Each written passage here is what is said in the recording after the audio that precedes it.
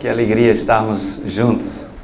Mais uma vez, quero saudar, cumprimentar todos os irmãos e irmãs do Rio Grande do Sul, de Santa Catarina e do Paraná e de outros estados que porventura estejam conosco também. Cumprimentar as convenções, as 4 convenções aqui do Sul, e louvar a Deus pela vida das igrejas, pastores e líderes que estão conosco nesta oportunidade.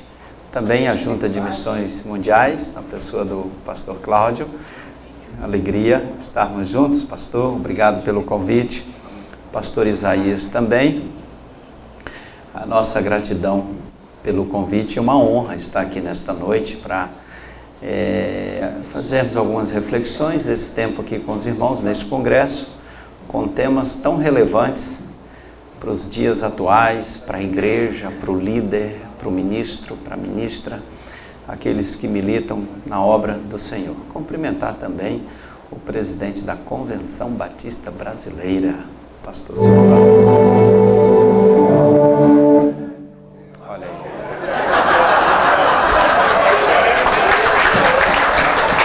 Pode aplaudir, irmãos. É o presidente da Convenção Batista Brasileira, né? Olha aí. Isso não precisava, nem ensaiado foi, né? Mas quem tem poder, tem poder.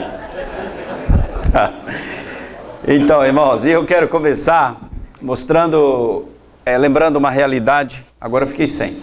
Lembrando de uma realidade que todos nós não podemos esquecer e que precisamos orar constantemente. Por favor, meu irmão, põe na tela aqui pra gente. Esta é uma planilha que mostra uma realidade, a proporção de habitantes pelo número de igrejas batistas no Brasil. E ali naquele quadro vermelho, à sua direita, os 3 estados com os menores índices de habitantes por igrejas batistas são exatamente os 3 estados do Sul: Paraná, Santa Catarina e Rio Grande do Sul. O Paraná tem uma igreja batista, e aí a gente põe igreja batista e congregação, para cada 27 mil habitantes. Santa Catarina tem uma para cada 28.800. E Rio Grande do Sul tem uma igreja batista para cada 74 mil pessoas. Essa é a realidade do sul do Brasil. A melhor performance aqui, nós temos o Espírito Santo. O estado do Espírito Santo tem uma igreja batista para cada 5.200 habitantes. Depois o Rio de Janeiro, uma para 6 mil habitantes. É uma zona aqui que a gente chamou de zona verde, uma zona amarela e uma zona vermelha. E se nós colocássemos assim, os índices, comparando com os índices evangélicos, aí a coisa ainda fica um pouquinho mais complicada. Enfim, mas é uma realidade que nós precisamos orar. Passa um pouquinho, irmão. E aqui é o mapa dos 3 estados. Esse mapa, a seguinte leitura: onde você está vendo o branquinho, eu não tenho aquele negocinho aqui para apontar e eu estou vindo com o dedo aqui. É sem igreja. Presta atenção. Onde está branquinho, não tem igreja batista. Olha o cenário. Está dando para ver aí de trás, Cláudio? Então, onde está branquinho aqui, ó, não tem igreja. Municípios onde não tem igreja. Onde está amarelinho, tem uma igreja para menos de 10 mil habitantes. Está razoável. Onde está laranja, tem uma igreja para entre 10 mil e 20 mil habitantes. Aqui os laranjinhas. E onde está vermelho, tem uma igreja batista para mais de 20 mil habitantes. Não pega nenhum local, aqui, desculpa, verdinho, né? Está tudo no amarelo, laranja e no vermelhinho. E aqui a gente está pegando municípios. E se a gente pegasse bairros, esse mapa ainda ficaria um pouquinho mais complicado. Mas você vê que o cenário no sul, se não está branco, está vermelho. Você não tem igreja, tem uma igreja para uma proporção muito grande de pessoas. Irmãos, isso é conosco, é comigo e com você. E nós temos hoje olhado para essa região do Brasil como um dos grandes desafios missionários nossos. Oração, evangelização, plantação de igrejas, multiplicação de igrejas, investimento na formação de líderes e congressos como esse aqui. Louvamos a Deus pela Junta de Missões Mundiais, pela realização deste evento com o pastor Isaías, porque tem uma relevância muito grande nesse cenário aqui. E nós não podemos arrefecer, irmão Igor, com o Sul. Não podemos, pastor Samuel, recuar nem um pouquinho. Precisamos nos unir, irmãos. Precisamos, pastor Josemar, estar firmes, unidos. Lutas nós teremos muitas. Pastor Isaías, é conosco, meu irmão. Esse é o cenário. Temos muito trabalho pela frente. Então, não está fazendo parte, o que o pastor Isaías pediu para eu falar aqui e não falar de missões. É difícil. É difícil. Ele falou assim, você não vai falar de missões lá. Eu falei, não vou falar de missões. Eu nem falei o nome da Junta de Missões Nacionais aqui. Nem saudação em nome da Junta eu falei, porque ele falou que não podia falar de missões. Mas eu não posso falar para líderes do Sul se a gente lembrar disso aí. E a gente orar por esse cenário. Agora, oração. Você crê na oração, meu irmão? E nós estamos com uma guerra contra aquele que veio matar, roubar e destruir. Nós não podemos perder energia e tempo, irmãos, lutando uns contra os outros. O nosso embate não é entre a gente. O nosso ataque tem que mirar as trevas e não uns aos outros. Às vezes coisas sem relevância nenhuma no nosso meio. Aí às vezes discute, magoa um, magoa outro. E as trevas nadando de braçada. Precisamos estar unidos e focados, irmãos. Porque Deus, nesse tempo, Deus quer transformar essa realidade. E sabe quem é que Ele tem para transformar essa realidade? Você.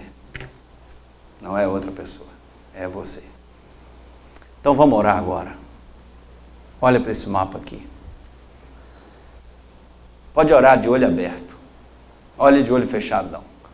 Ora olhando para esse mapa aqui. Esse mapa está na tela do meu computador e eu abro essa tela e eu oro olhando para esse mapa. Quando eu oro para o Sul. Aí eu vejo aqui, onde está vermelhinho tem uma igreja lá. Eu tenho que olhar pelos pastores. Ore pelos pastores desses vermelhinhos aqui, dos laranjinhas e dos amarelos também. Aí tem pastores, tem igrejas.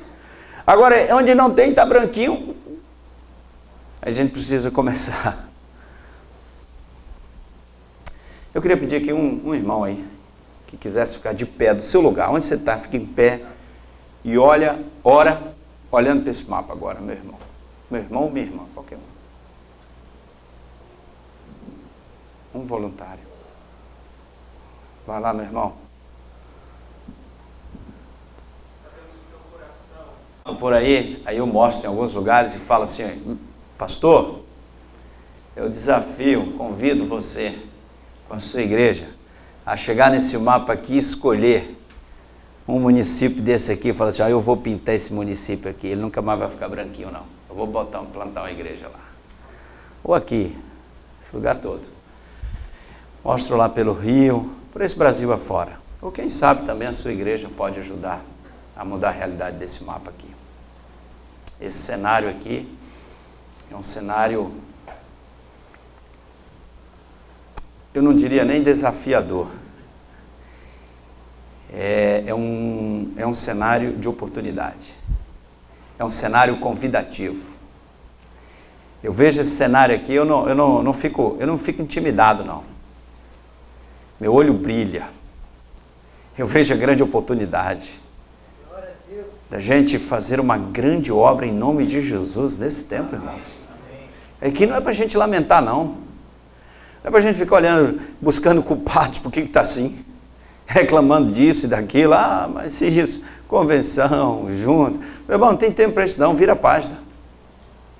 A gente não pode planejar e nem agir com base no passado, a gente planeja visando o futuro. Ninguém, você já viu alguém planejando para o passado? A gente planeja com base nas coisas do futuro.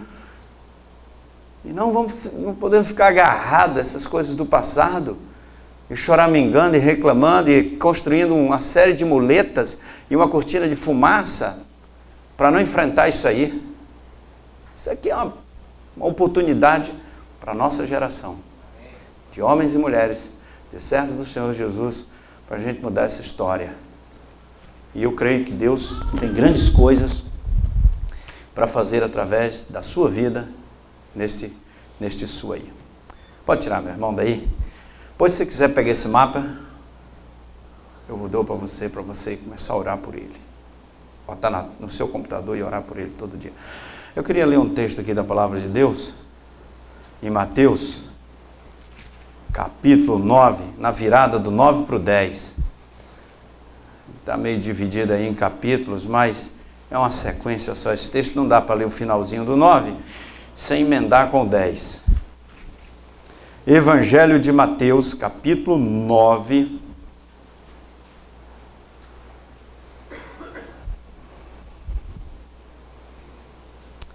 A partir do verso 35. E aí eu vou seguir e ler mais uns 3 versículos do 10. O 1, o 7, o 8 do 10. Mateus 9, a partir do 35, diz assim: E percorria Jesus todas as cidades e aldeias, ensinando nas sinagogas deles, e pregando o evangelho do reino, e curando todas as enfermidades e moléstias entre o povo. E vendo a multidão, teve grande compaixão deles, porque andavam desgarrados, errantes, como ovelhas que não têm pastor. Então disse aos seus discípulos: A seara é realmente grande, mas poucos os ceifeiros. Rogai, pois, ao Senhor da seara que mande ceifeiros para a sua seara. E chamando os seus 12 discípulos, deu-lhes poder sobre os espíritos imundos, para os expulsarem e para curarem toda a enfermidade e todo o mal. Verso 7. E indo pregai dizendo: É chegado o reino dos céus. Curai os enfermos, limpai os leprosos, ressuscitai os mortos, expulsai os demônios, de graça recebestes, de graça dai. Amém e amém. Irmãos, a primeira perspectiva que eu queria que a gente refletisse nesta noite é que nós somos líderes do reino de Deus, líderes da igreja do Senhor Jesus.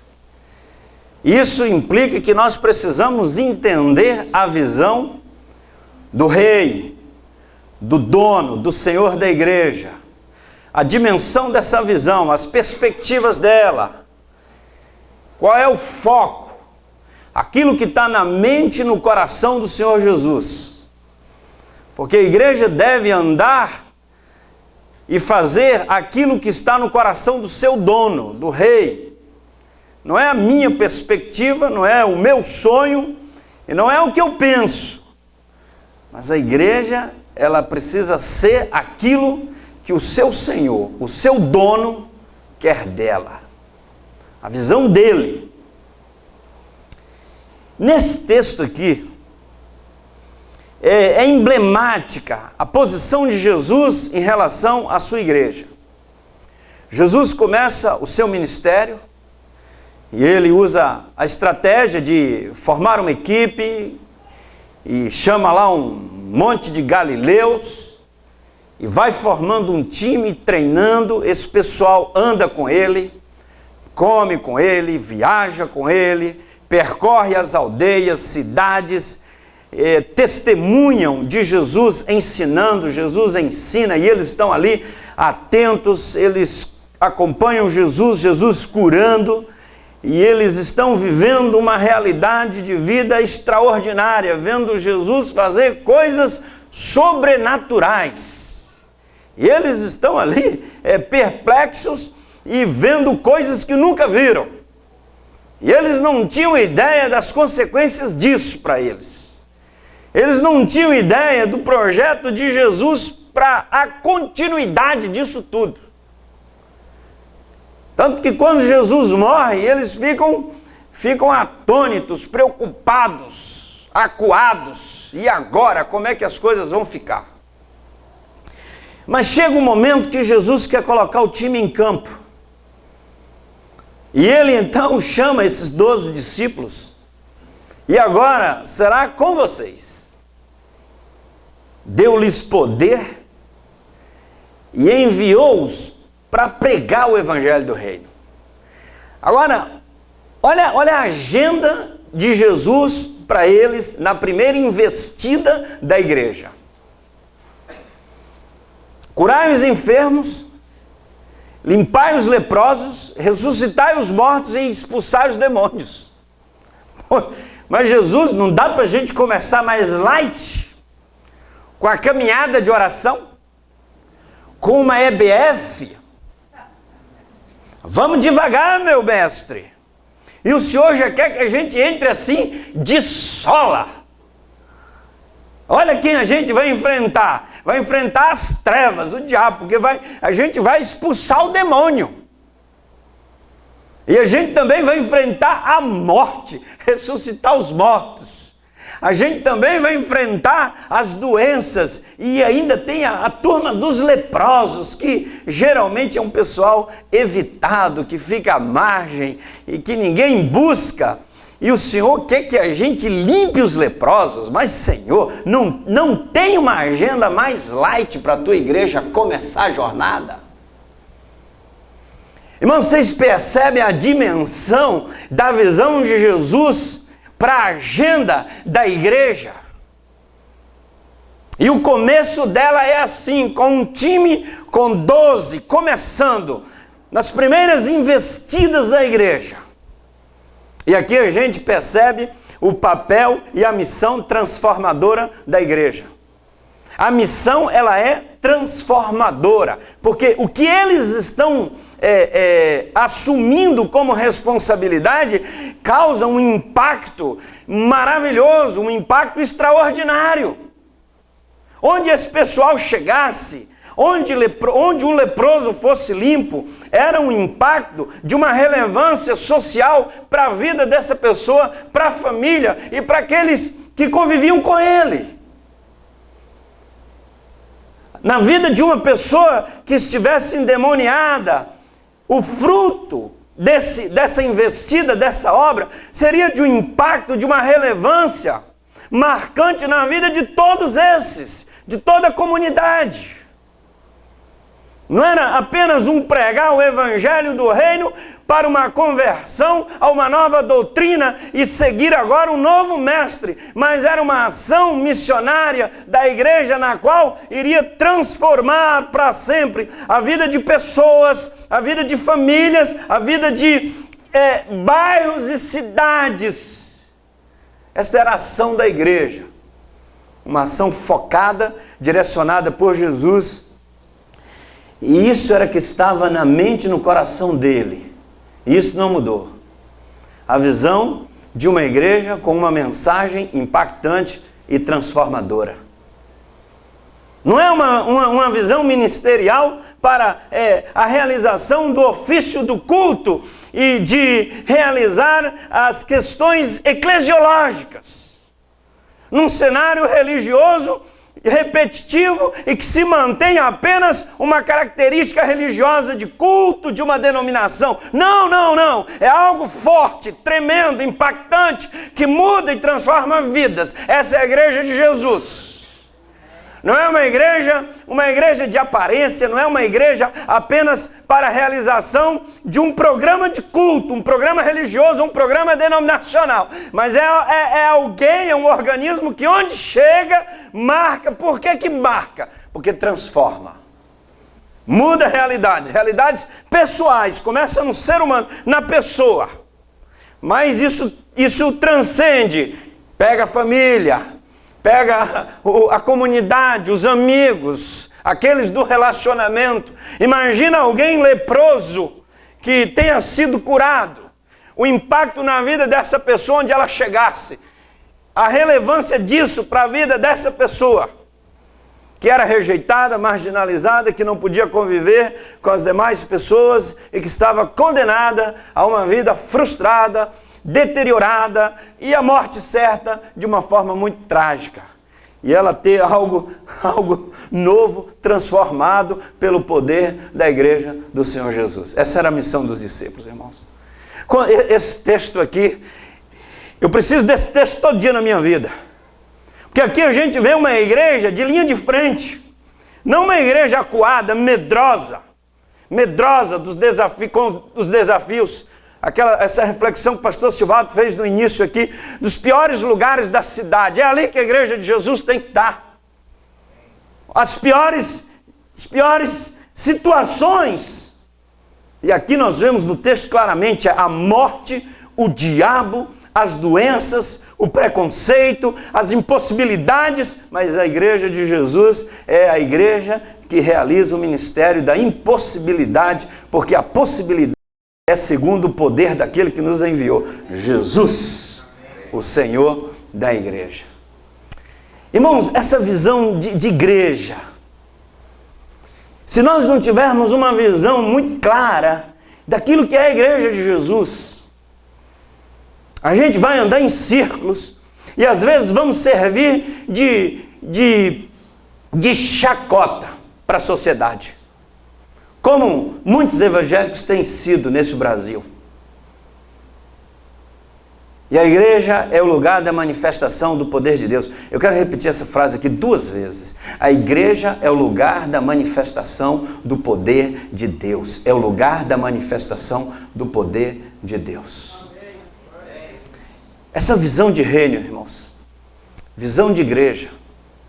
E aí, como líderes, nós precisamos ter a consciência da visão da chamada, do ministério. Lembrar que nós somos de uma linhagem missionária.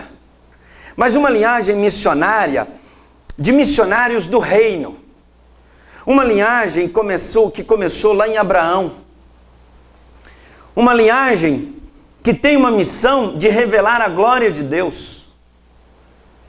Em Abraão, Deus começa um projeto de abençoar todas as famílias da terra. Em Cristo Jesus, o Senhor realiza a grande obra de redenção da humanidade e Jesus, então, Ele nos envia assim como o Pai nos enviou. Irmãos, nós somos o povo da missão, nós somos os líderes da missão real. Nós somos da linhagem de Abraão, nós somos o povo do chamado, da vocação do reino. O líder da igreja de Jesus, o ministro, a ministra, aquele que lidera na igreja precisa ter uma consciência muito clara, muito nítida do que é ser chamado, vocacionado para cumprir esta missão, para cumprir esse ministério. Irmãos, o ministério não é uma oportunidade de sobrevivência. Deus nos chama para o ministério não como uma alternativa de sobrevivência de vida. Nós não fomos empossados como os líderes da igreja do Senhor Jesus para que através disso nós pudéssemos sobreviver e criar uma família. Nós não fomos chamados por causa do salário, nós não fomos chamados por causa da sobrevivência, nós fomos chamados para uma grande missão. Se o pastor não entender isso, se o líder da igreja do Senhor Jesus não entender isso, ele não consegue entender a dimensão do projeto de Deus para a sua vida, através dele e da igreja, para transformar a sociedade onde ele está, o cenário onde ele está. Porque a gente vai se acomodar e liderar a igreja de Jesus é a coisa mais nobre que existe na face da terra. Qualquer outro emprego, qualquer outro projeto humano, irmãos, não pode ser comparado a ser um líder da igreja do Senhor Jesus. É a missão mais nobre. Eu volto a dizer, somos de uma linhagem missionária do reino, recebemos uma missão do rei, e essa missão tem um foco transformador, que está direcionado para a vida de pessoas. Então, nós não fomos chamados para criarmos a nossa zona de conforto, defendermos ali o nosso salário, o pão de cada dia, para manter a família. Nós não fomos para isso. Essa visão é medíocre, é fraca, é pequena, está muito aquém daquilo que é o reino, a igreja de Jesus. Isso é lá no mundo. Mas nós fomos chamados para um projeto de Deus. Nós não fomos chamados para um projeto trabalhista de sobrevivência humana na face da terra. Nós fomos chamados para um projeto de Deus, do seu reino, para mudar realidades, impactar vidas e enfrentar cenários que vão da morte às trevas, sem medo. Somos homens e mulheres vocacionados e chamados pelo Senhor para esta realidade. Às vezes, eu fico triste quando vejo alguns líderes vivendo a realidade do ministério como se tivesse um emprego, num posicionamento como o mundo, um emprego qualquer do mundo. Irmão, não é um emprego qualquer. É a coisa mais nobre que tem na face da terra, é liderar a igreja do Senhor Jesus. Coisa mais nobre. E aí não importa o que você ganha, como que está a sua realidade financeira, as circunstâncias, como você está vivendo o seu ministério, como você está sobrevivendo. A única coisa que eu tenho certeza é de que aqueles que Deus chamou, Deus vai cuidar de cada detalhe, e nunca haverá insatisfação no coração daquele que está cumprindo a expectativa de Deus para o ministério dele. Nunca vai. Nunca. Aquele que corresponde à expectativa de Deus dentro de uma chamada de ministério, está vivendo intensamente o ministério, nunca haverá descontentamento do coração da família em relação a qualquer coisa da sobrevivência humana, relativo à sobrevivência humana. Não haverá, porque Deus cuida de todos os detalhes.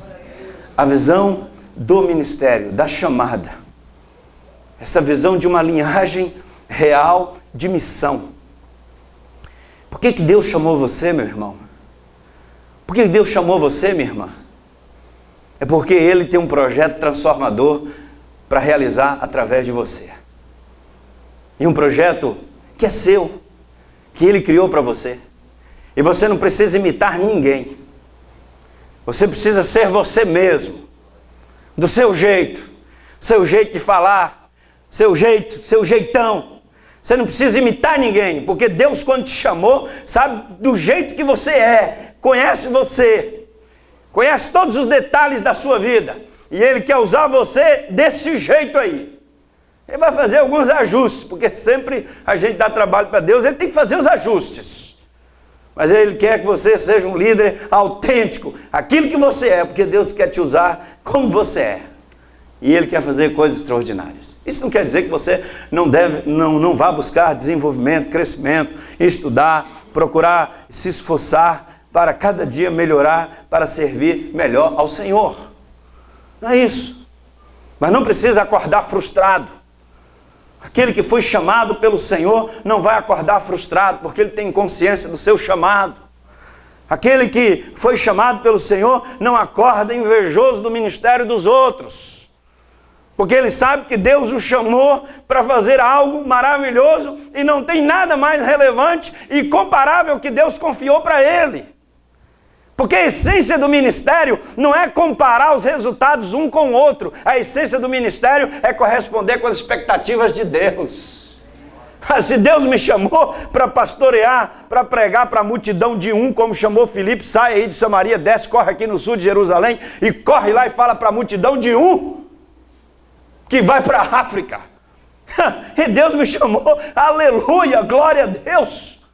Eu não preciso acordar com inveja do ministério de ninguém, eu não preciso acordar frustrado com nada, porque eu estou cumprindo e correspondendo com a chamada daquele que me vocacionou. Preciso disso. A relevância do ministério está exatamente em entender o que Deus quer de mim. É a oração que eu faço todo dia: Senhor, dá-me discernimento daquilo que o Senhor quer de mim.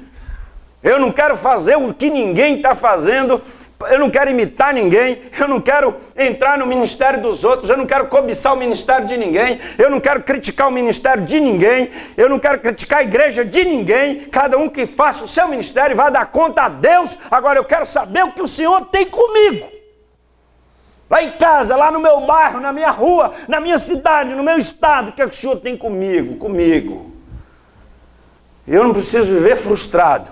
Aquele que foi chamado pelo Senhor não vive frustrado, porque ele corresponde com a expectativa de Deus. Não é com os homens, não é com a expectativa da denominação, não é com a expectativa dos elogios dos outros, mas é com Deus. Às vezes vamos em encontro de pastores e aí tem uns frustrados e outros na glória. Porque aqueles que falam, né, só tem bênção no ministério. Só bênção. Enquanto aqueles negócios e tal, igreja crescendo, uns fazendo 5, 6 cultos. E o outro está ali, meu Deus do céu. Eu para botar 50 pessoas na igreja e fazer um culto é a maior dificuldade. Jesus não está lá, o Espírito Santo não está agindo. Meu Deus do céu. E aí você fica naquela frustração: eu tenho que orar mais, eu tenho que santificar mais. O que eu faço? Eu tenho que achar uma estratégia, eu tenho que copiar alguém, eu vou mudar o jeito de falar, eu tenho que dar um jeito, eu vou mudar o negócio, porque eu não sei não. E aí fica meio frustrado. Irmãos, a direção é a direção de Deus, de buscar o Senhor e o que o Senhor quer de mim.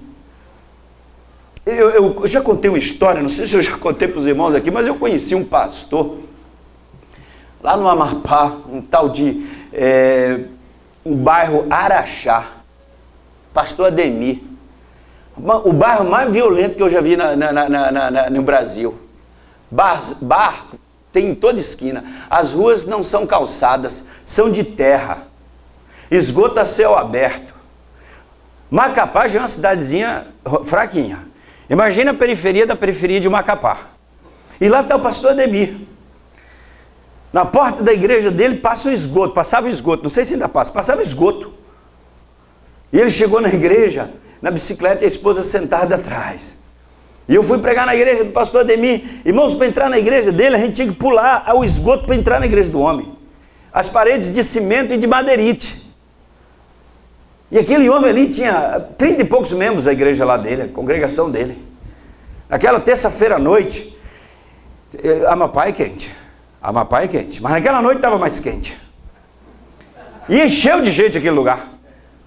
E aquele negócio de madeirite, aquela telha de amianto e aquelas paredes, meu irmão, tinha dado uma chuva antes, estava um bafo assim, aquele negócio abafado. E aquele cheiro de esgoto na porta da igreja do pastor Ademir. E aquele homem chega, e tinha os meninos ensaiando lá na frente, e ele todo animado, todo alegre e tal, e dizendo para mim: pastor, vai ser uma benção o culto hoje à noite, e tal, irmão, faça apelo, porque muita gente vai aceitar Jesus. Eu falei: o senhor combinou com eles? Não, pastor, nós estamos orando, temos aí uma semana de oração, nós estamos orando, pode fazer apelo. Aí lá de trás, nós dois estávamos lá.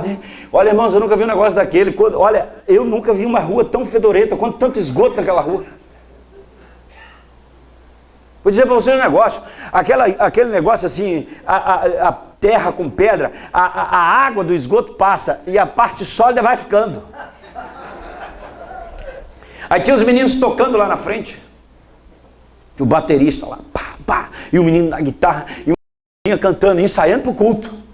E não tinha ninguém dentro da igreja, só eles ensaiando. Eu lá atrás, cheguei um pouquinho mais cedo e já estava quente lá dentro. Aí lá de trás o pastor Ademir mostrou assim: ó, pastor, tá vendo aquela jovem lá? Ó, tem 15 anos, é a líder de louvor. Agora, pastor, é o seguinte, essa região aqui é muito difícil. Aquela jovem, ela já tem 2 anos aqui na igreja, batizada, mas desde os 10 anos de idade ela fazia ponto lá no Cais do Porto. Agora ela faz ponto aqui para Jesus. Aquele baterista lá, meu irmão novo, aquele baterista lá,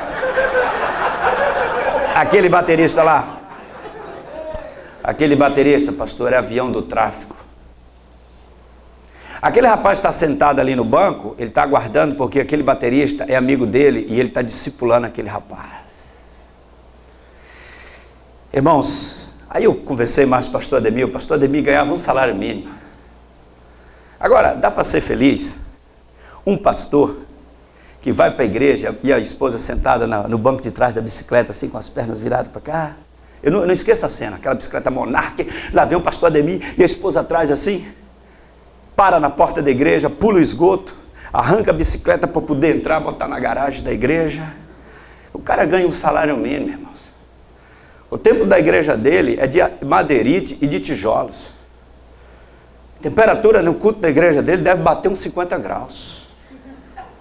Mas a igreja do pastor Ademir é uma igreja relevante, porque ele está ali cumprindo o ministério que o Senhor confiou a ele. Ele não precisa acordar com inveja do ministério de ninguém. E eu perguntei para ele: meu irmão, você está feliz? E ele é um baiano, rapaz. Ele falou assim: pastor, eu estou feliz. Deus me colocou aqui, está me usando. A bênção aqui, rapaz. Não está frustrado, não está frustrado com o templo da igreja dele, não está frustrado com o ano do carro dele, não está frustrado com o salário, não está frustrado porque não tem climatização na igreja, não está frustrado porque parte da parede lá é de madeirite, se der uma chuva vai entrar água, uma parte não tem janela, é um plástico. Não está frustrado porque um homem que está no centro da vontade de Deus, liderando uma igreja com um ministério relevante de impacto, que transforma leprosos, expulsa demônios, ressuscita mortos espirituais e faz a obra segundo a visão daquele que nos enviou para o louvor da sua glória. A relevância do ministério, irmãos, está nesse negócio da chamada. É impressionante. Aí aí começou o culto lá, a igreja lotada.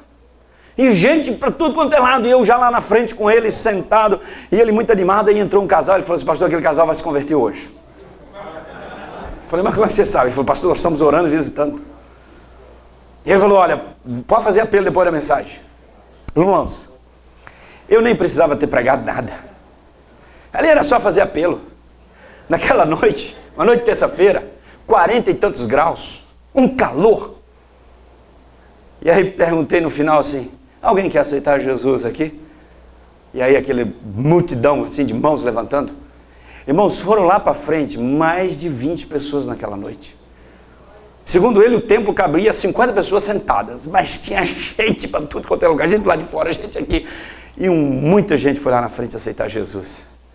A igreja do pastor Ademir é uma das maiores igrejas batistas do Brasil. Relevantes, um grande pastor. Um dia ele me ligou na junta, me mandou uma carta. Acho que ele nem e-mail tem, mandou uma carta. E na carta ele me pedia 10 mil folhetos. Eu liguei para ele: você vai abrir livraria para vender folhetos? 10 mil folhetos? Ele: não, pastor. Nós estamos com uma campanha de evangelização aqui no bairro. E nós vamos distribuir esses folhetos e ganhar almas para Jesus.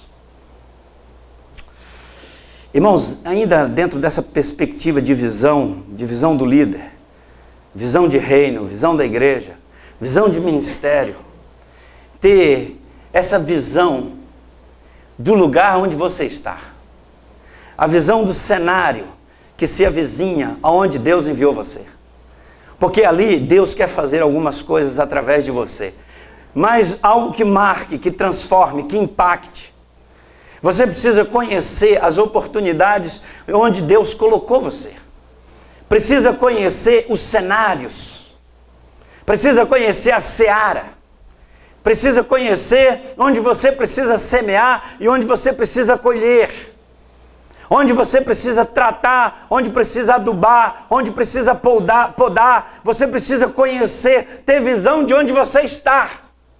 Não pode ficar num gueto chamado igreja, onde você entra, cultua e cada um vai para sua casa e a gente não conhece a rua, não conhece o bairro, não conhece as dores e as aflições das cidades. O ministro de Deus, aquele que foi enviado por Jesus, precisa saber onde estão os endemoniados, os leprosos, os enfermos, precisa saber onde estão as prostitutas, os drogados, os jovens, as jovens, precisa saber onde estão as famílias sendo destruídas, aqueles que estão em depressão e que vão se suicidar, precisa saber onde está o homem com o coração vazio, precisando de Deus, e precisa saber onde você está, a quem precisa de Jesus, porque você precisa chegar lá. precisa conhecer o campo, a seara, conhecer a cidade, o bairro, conhecer o povo, porque essa perspectiva de visão do cenário cria oportunidades. E essas oportunidades vai nos impor duas posições. Uma chamada relacionamentos. Gente, nós somos do povo. Nós fomos enviados para o povo, para abençoar o povo. Nós não somos os ministros do gabinete, do púlpito. A igreja de Jesus é a igreja da rua. A igreja do nosso século é a igreja que ministra ou no gabinete ou no púlpito. A igreja de Jesus ministra na rua, nas casas. A igreja de Jesus vai ao encontro daqueles que carecem da graça de Deus. E isso tem implicações de relacionamentos. E aqueles que foram chamados para liderar a igreja não pode ficar atrás da mesa e criar a barreira da mesa, do gabinete, e nem a barreira do púlpito com o povo que precisa estar junto e você sentir o cheiro do povo. E isso é relacionamento. Os líderes da igreja de Jesus precisam se relacionar com o povo da sua comunidade, não é só com os membros, com os irmãos e irmãs que nos recebem para tomar café, para comer bolo, para engordar e aumentar a pressão. Precisamos gastar sola de sapato para andar na barraca do seu Antônio, andar lá na loja, na praça, conhecer a cidade, conhecer o povo, onde nós fomos enviados pelo Senhor para fazer diferença, porque você foi enviado para abençoar, para restaurar vidas, para impactar e mudar a realidade. Irmãos, o ministério da igreja é um ministério relevante. E onde você está, Deus te enviou para transformar vidas. E aí tem essa implicação de relacionamentos. O homem de Deus, a mulher de Deus, é gente de relacionamentos, que cria oportunidades, que não perde oportunidade, que não se afasta do povo e que não cria nenhuma dificuldade, pelo contrário, abre oportunidades para que haja essa aproximação. E a segunda coisa, dentro dessa visão, projetos. A visão de projetos inovadores, criativos, para alcançar essas pessoas. E esses relacionamentos vão abrir oportunidades ímpares e que nós precisamos ter criatividade, determinação, sermos às vezes empreendedores, tomarmos decisões pela fé e suar muita camisa, porque Deus vai criar oportunidades para nós e nós vamos ter oportunidades de estabelecer projetos que vão abençoar muitas vidas. Claro que o início sempre é difícil, dá aquele medo, algumas críticas na igreja, e tem líderes que não passam das críticas. Tem ministérios que são dirigidos pelas críticas. Você já viu um ministério dirigido pelas críticas? Deus coloca um negócio no seu coração e você está com um projeto. Aí você começa o negócio. Aí alguém já manda uma alfinetada. Aí você se desmancha. Aí o líder, ai meu Deus do céu, e passa mal, e dá aquele frio na barriga, e começa a entrar em depressão, e fica com medo, e tal, e desiste. Tem líder que não suporta uma crítica. Tem dois inimigos da liderança, crítica e elogio. São dois inimigos. Não deixe nenhum dos dois dirigir a sua vida. Nem crítica e nem elogio. O líder não pode se deixar dirigir pelos elogios, porque no dia que faltar os elogios, ele entra em depressão. Ele perde o ânimo, perde a motivação. A motivação do líder do reino de Deus é a expectativa, aquele que Deus colocou no coração dele. Essa é a motivação.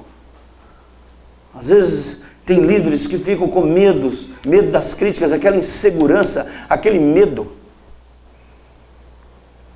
Eu me lembro quando começamos com a Cristolândia em São Paulo, rapaz, na internet saiu uma saraivada de ataques. Alguém escreveu que esse negócio é oba-oba.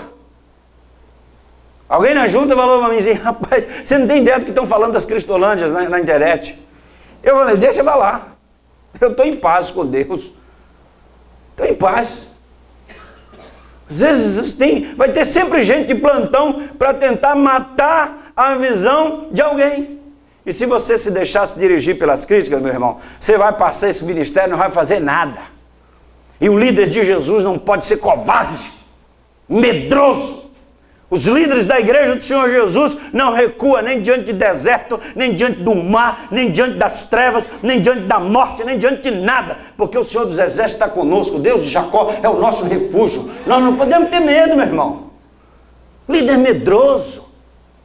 Não toma decisões pela fé, porque morre de medo. E se não der certo?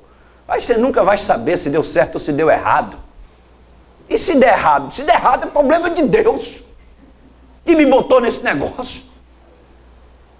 E o que de pior pode acontecer é você morrer. Mas se morrer, está com Jesus. Pronto, acabou. Irmão, nós somos líderes do reino de Deus. Nós éramos para ser os líderes mais corajosos, empreendedores, visionários, apaixonados. Nós éramos para ser o povo mais motivado. O mundo era para chegar nós queremos conversar com os pastores, porque esse povo é motivado demais. Eu queria conversar com esses pastores, porque o povo ama a obra. Olha a visão, olha a determinação. Às vezes tem líder lá que está cheio de muleta, tudo está ruim. Não, nós não temos apoio, a nossa igreja aqui é pequena e tal, e não sei o quê, e não vai, não dá, não tem apoio de ninguém, não temos dinheiro, somos pequenininhos, somos fraquinhos, vai diminuindo. Aí no final você pergunta assim, e você tem algum Deus?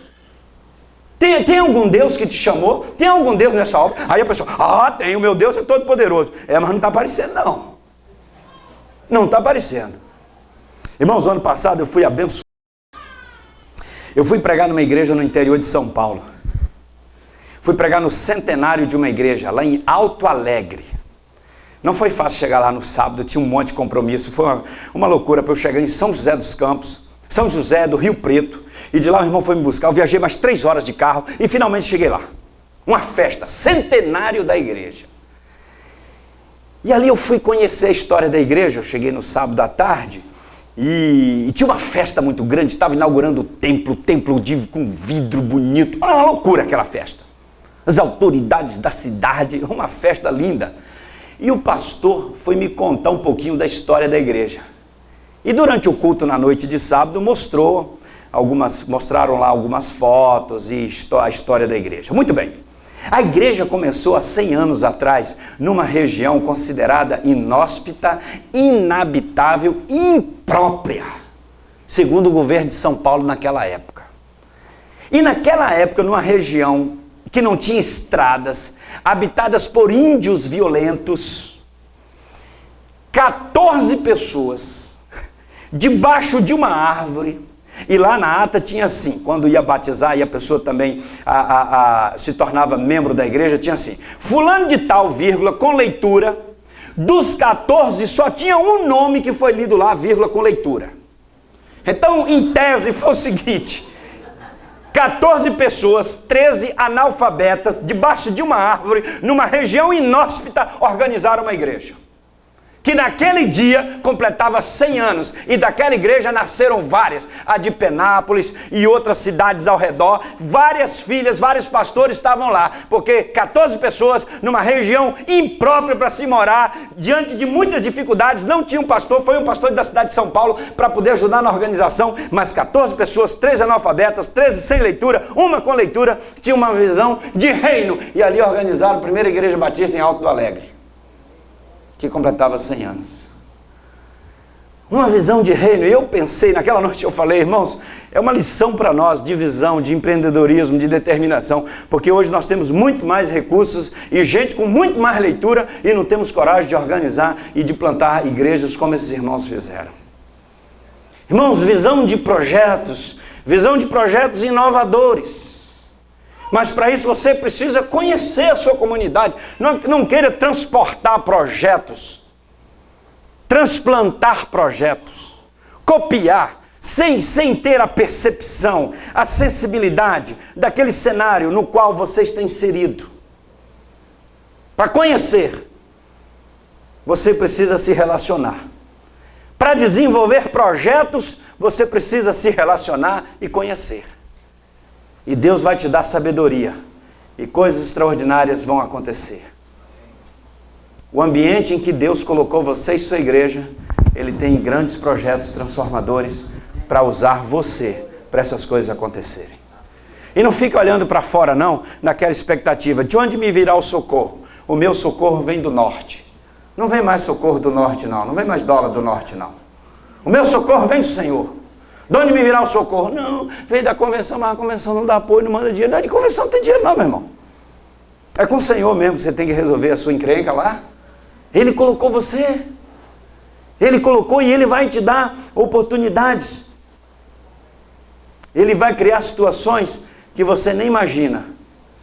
E Ele vai prover tudo que você precisa para fazer o que Ele quer que você faça. Eu vou repetir. Deus vai prover tudo que você precisa para cumprir o ministério que Ele confiou a você.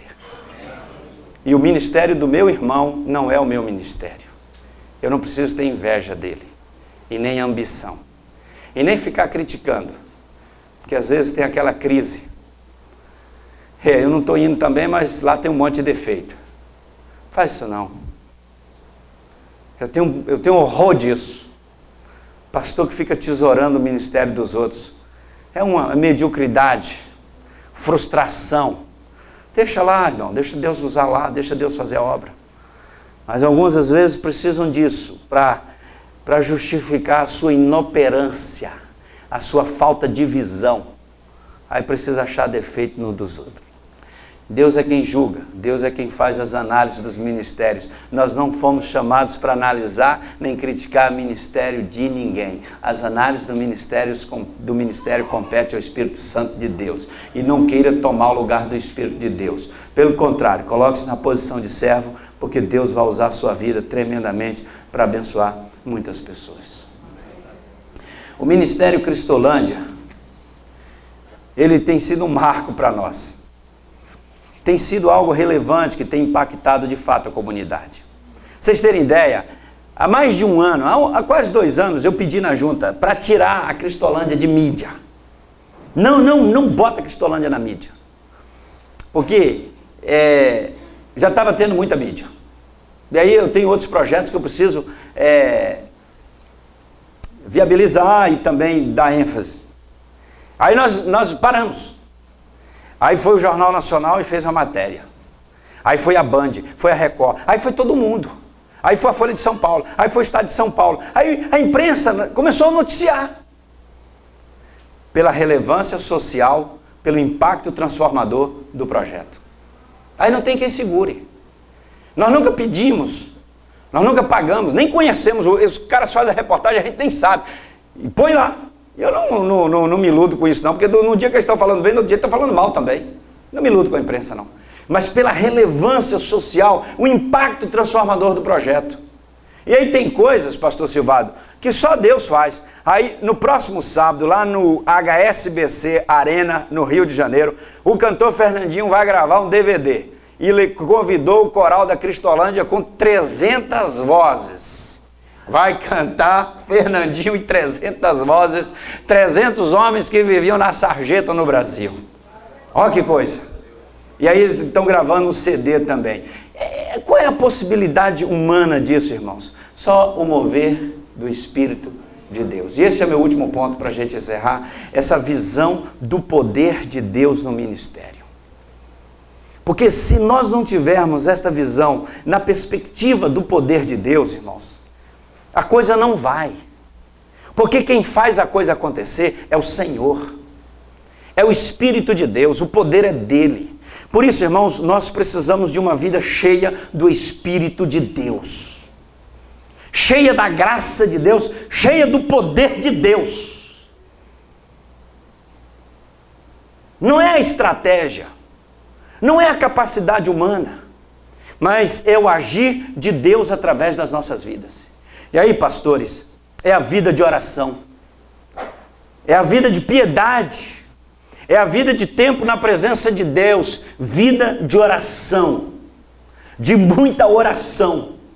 E às vezes nós temos uma agenda tão cheia que não temos tempo para oração. A principal prioridade na agenda daquele que foi chamado pelo Senhor é a oração. Vou repetir,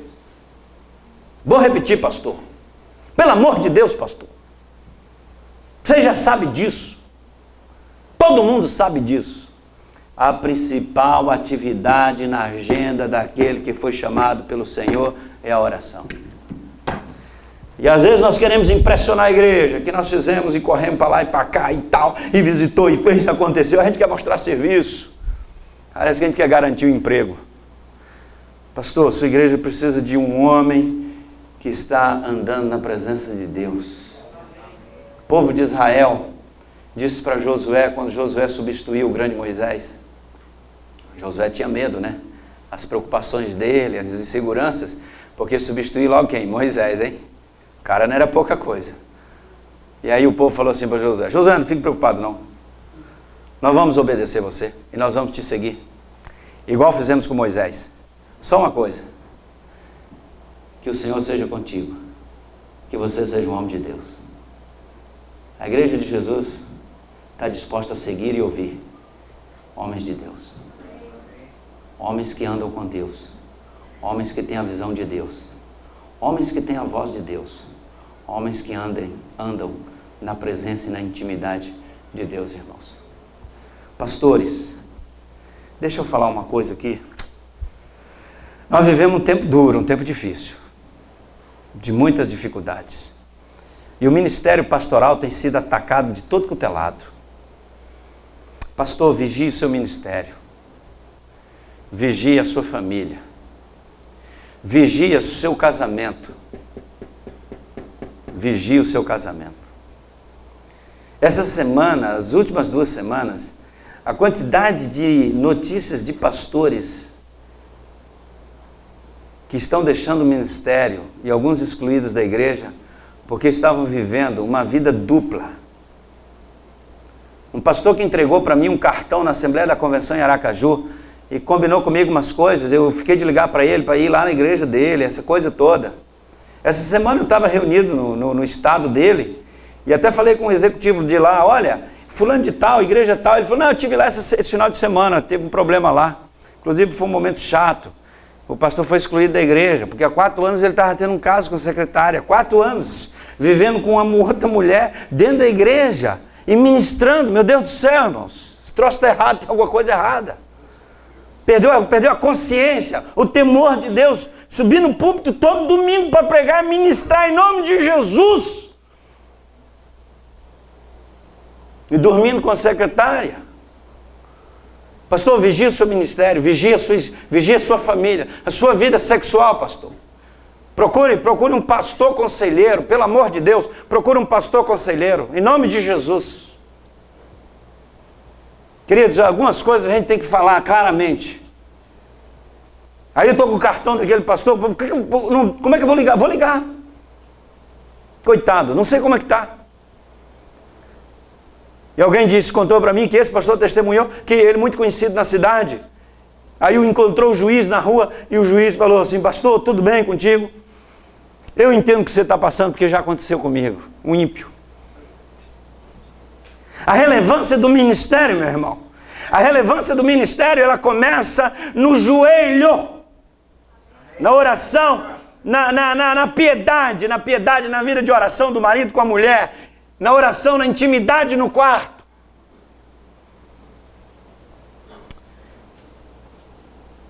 Fiquei sabendo essa semana de um pastor que foi morto lá em Mossoró porque estava assediando uma menina de 14 anos. O tio dela foi lá e meteu um tiro nele e matou o cara. Irmãos, é uma realidade perversa. Perversa. E alguém tem falado, pastor, você não sabe como é que é esse negócio de internet, a quantidade de pastores que vivem em sites pornográficos.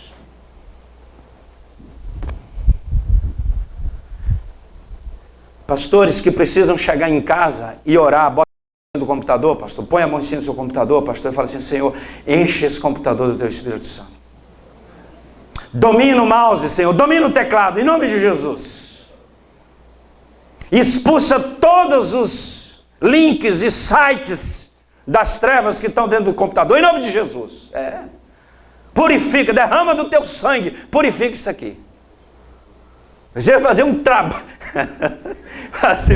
fazer uma oração poderosa no computador. Não, descarrego não. Esse negócio de descarrego não.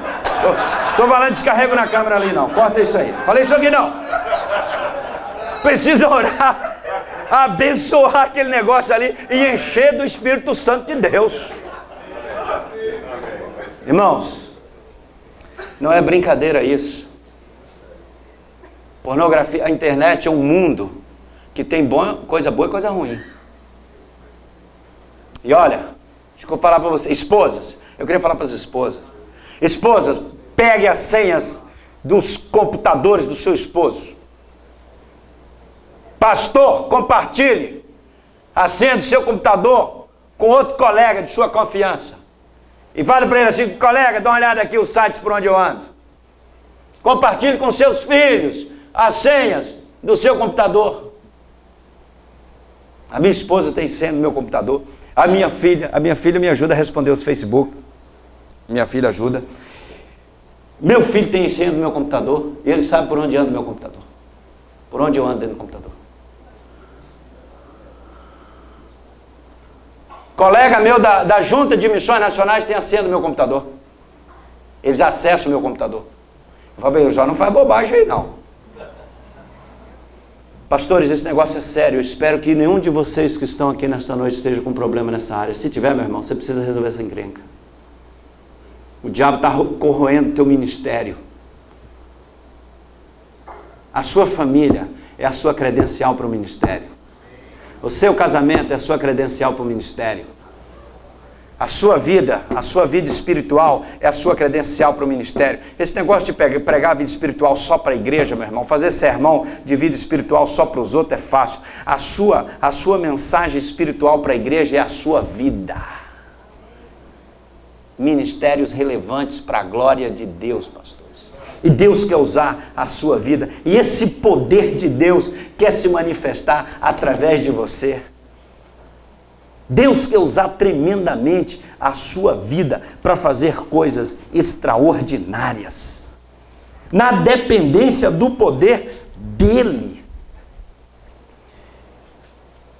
E nunca vivemos uma geração que o mundo precisa tanto de igrejas relevantes e de líderes relevantes. Líderes com a visão do reino, a visão do poder de Deus, a visão de ministério, vida saudável, família saudável, para a glória do Senhor Jesus. Amém e amém. Eu queria orar com você agora, meu irmão. Queria baixar a cabeça com você para a gente orar um pouquinho nesse momento.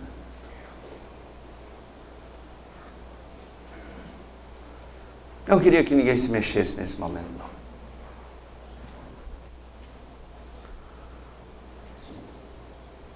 Queria que a gente fechasse os olhos. Dá uma examinada no seu ministério, meu irmão. O quanto Deus quer te usar. O quanto Deus quer fazer através da sua vida. E o que você precisa assumir de posições nessa noite. Senhor, tem misericórdia de mim. Dá-me a tua visão. Te peço perdão, Senhor, pelas vezes em que eu não correspondi com as tuas expectativas. Peço perdão, Senhor, para os momentos que eu deixei que a inveja tomasse o meu coração. O medo, a insegurança. Eu te peço perdão, Senhor, pelas vezes que eu não honrei o teu nome através das minhas atitudes. Eu te peço perdão, Senhor, pelas vezes que o meu ministério não foi relevante para o meu próximo. Eu te peço perdão pelas vezes que eu não abençoei o meu próximo. Eu te peço perdão pelas vezes que eu não abençoei o meu colega. Eu te peço perdão, Senhor, pelas vezes que eu deixei de te buscar, de ter mais intimidade e comunhão com o Senhor. Eu te peço misericórdia, Senhor. Ó Deus, tem compaixão das nossas vidas.